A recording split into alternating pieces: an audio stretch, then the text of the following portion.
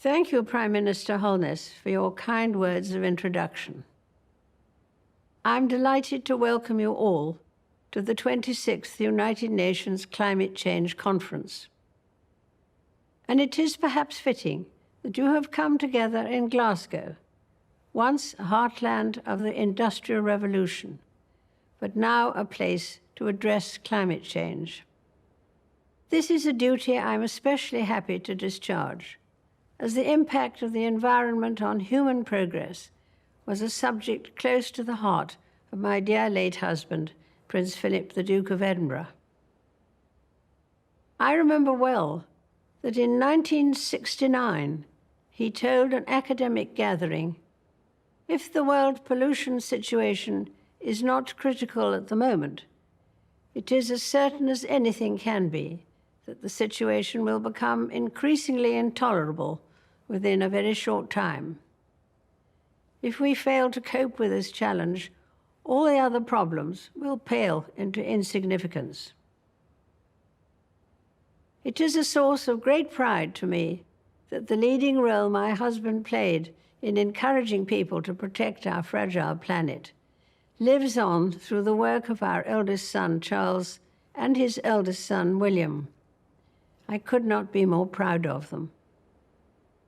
Indeed, I have drawn great comfort and inspiration from the relentless enthusiasm of people of all ages, especially the young, in calling for everyone to play their part. In the coming days, the world has the chance to join in the shared objective of creating a safer, stabler future for our people and for the planet on which we depend.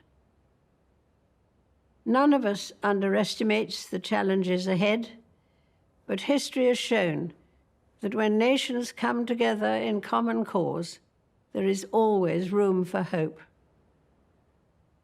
Working side by side, we have the ability to solve the most insurmountable problems and to triumph over the greatest of adversities. For more than 70 years, I have been lucky to meet and to know many of the world's great leaders. And I have perhaps come to understand a little about what made them special. It has sometimes been observed that what leaders do for their people today is government and politics. But what they do for the people of tomorrow, that is statesmanship. I, for one, hope that this conference will be one of those rare occasions where everyone will have the chance to rise above the politics of the moment and achieve true statesmanship. It is the hope of many that the legacy of this summit, written in history books yet to be printed, will describe you as the leaders who did not pass up the opportunity, and that you answered the call of those future generations.